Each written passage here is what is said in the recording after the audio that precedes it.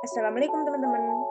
Kenalin, nama aku Anissa Dwi NIM K1520008 dari Prodi Pendidikan Teknik Bangunan Universitas 11 Maret.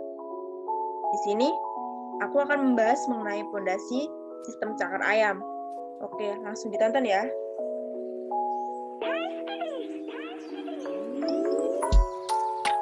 Nah, gambarnya seperti di bawah ini. Sejarahnya, yang pertama, sistem fondasi cakar ayam dicetuskan oleh Prof. Dr. Insinyur Sudiatmo pada tahun 1962. Fondasi ini cocok di tanah yang lunak. Awal mula fondasi adalah saat tenaga pelaksana konstruksi kesulitan membangun di atas tanah lunak. Saat itu, Sudiatmo menjadi pejabat di PLN atau Perusahaan Listrik Negara dan memimpin proyek pembangunan 7 menara. Tenaga ahli dan pelaksana proyek mengalami kesulitan membangun menara listrik tegangan tinggi. Akhirnya, Sudiatmo mendapat ide membuat fondasi cakar ayam. Pembangunan 5 menara bisa dilakukan tepat waktu. Kemudian, penemuan fondasi ini bisa jadi solusi pembangunan di tanah lahan yang labil. Sistem ini cocok untuk konstruksi gedung, jalan, dan juga landasan pesawat terbang. Fondasi sistem cakar ayam terdiri dari pelat beton tipis setebal 15 cm yang disokong oleh sejumlah pipa beton di bawahnya. Tebal pipa dibuat 8 cm dan diameter luarnya selalu 120 cm. Tinggi pipa tetap tergantung dari sifat-sifat tanah yang mendukung fondasi tersebut dan beban yang dipikulnya. Hubungan pipa dan pelat dibuat monolit dengan cara memperbesar tebal pelat menjadi 30 cm di atas pipa. Kemudian penjelasan. Fondasi cakar ayam adalah nama salah satu teknik yang digunakan dalam konstruksi fondasi bangunan. Disebut fondasi cakar ayam karena pada bagian bawah fondasi tersebut terdapat pipa-pipa beton yang dibentuk menyerupai cakar ayam. Cakar ayam tersebut berfungsi untuk mencengkram kuat lahan di bawahnya, agar bangunan yang dibangun di atasnya memiliki konstruksi yang lebih kokoh dan stabil. Awalnya, fondasi cakar ayam ini digunakan pada tanah dengan tekstur lembek atau lunak. Namun, kini fondasi cakar ayam dapat diaplikasikan di segala jenis macam tanah dan dapat digunakan sebagai fondasi bangunan gedung bertingkat, jalan layang, jembatan besar, jalan raya, jalan kereta api, hingga landasan pacu pesawat terbang. Nah, di bawah ini terdapat beberapa jenis fondasi cakar ayam berdasarkan letak pemasangannya.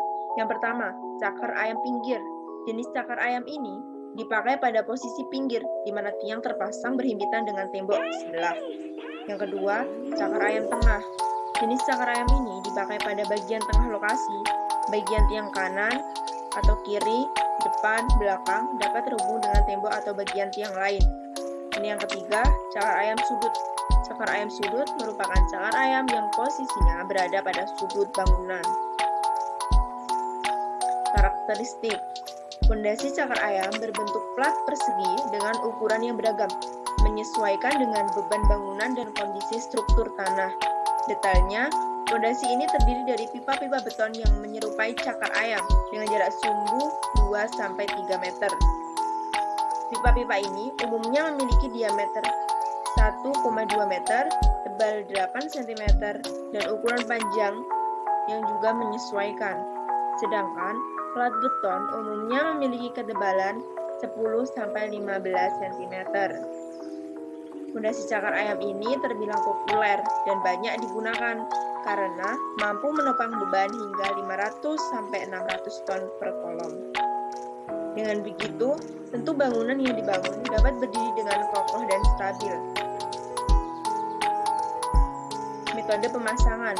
Ada beberapa langkah dalam proses pembuatan fondasi cakar ayam, antara lain sebagai berikut. Yang pertama, penggalian tanah. Sebelum melakukan penggalian tanah, hal pertama yang perlu dilakukan adalah menentukan ukuran panjang, lebar, dan kedalaman fondasi. Yang kedua, penulangan fondasi. Proses perakitan tulangan atau pipa-pipa beton fondasi dikerjakan di luar tempat pengecoran namun masih dalam satu lokasi proyek. Kemudian, ada beberapa langkah dalam proses pembuatan pondasi cakar ayam, antara lain sebagai berikut. Yang pertama, backcasting.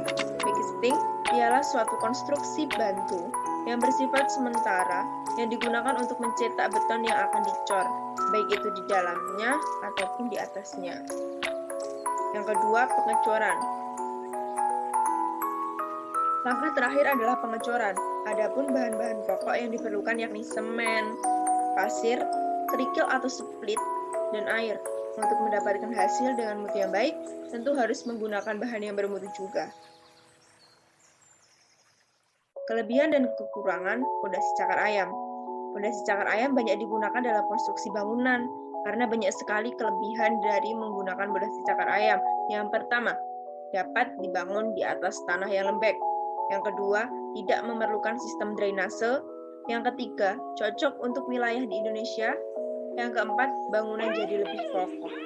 Kemudian, selain terdapat kelebihan, tentunya terdapat kekurangan. Yang pertama, biaya pengerjaannya lebih mahal. Yang kedua, tidak cocok untuk bangunan kecil. Yang ketiga, proses pembuatan yang cukup rumit. Nah, bahan untuk pembuatan pondasi cakar ayam. Untuk membuat pondasi footplat, perbandingan campuran beton yang diperlukan adalah 1 PC banding 2 pasir banding 3 kerikil, atau 1 PC banding 3 pasir banding 5 kerikil.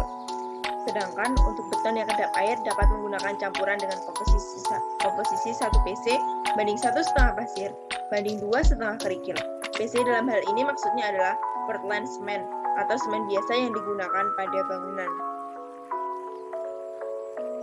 Faktor penentu pondasi cakar ayam sendiri termasuk pondasi dangkal yang pemilihannya didasarkan pada beberapa pertimbangan berikut. Yang pertama, batas beku tanah yang bisa saja terjadi jika musim dingin melanda. Pertimbangan faktor ini khusus di negara-negara dengan 4 musim dan bukan di negara tropis. Kemudian yang kedua, suatu wilayah dengan potensi perubahan volume besar sebagai akibat dari berubahnya kadar air dalam tanah. Faktor ini disebut juga dengan tanah. Yang keempat, pertimbangan lapisan tanah organik dan tanah gambut. Dan yang keempat, keberadaan material yang tidak dapat dikonsolidasi seperti sampah. Kemudian pembebanan. Berikut ini ada beberapa macam beban yang bekerja pada struktur. Yang pertama, beban mati atau dead load merupakan beban yang bekerja akibat gaya gravitasi. Yang kedua, beban hidup atau life load merupakan beban yang muncul akibat penghunian atau penempatan gedung. Yang ketiga, beban angin atau wind load merupakan beban akibat adanya selisih udara. Dan yang terakhir, beban gempa earthquake load yang besarnya didasarkan pada dasar nominal horizontal sebagai akibat dari gempa. Nah, dampak positif dan negatif pada sistem cakar ayam. Dampak positifnya, yang pertama, mendukung penataan kota.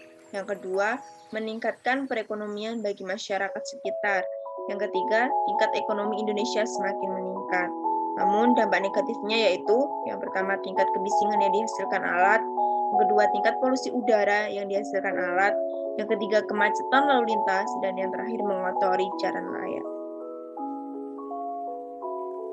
Resiko adanya pondasi sistem cakar ayam. Yang pertama, mahalnya biaya pembuatan cakar ayam. Yang kedua, membutuhkan peralatan khusus. Dan yang terakhir, memerlukan tenaga kerja yang ahli. Nah, sekian presentasi dari saya. Semoga bermanfaat dan semoga video pembelajaran ini juga bermanfaat bagi teman-teman. Terima kasih. Wassalamualaikum warahmatullahi wabarakatuh.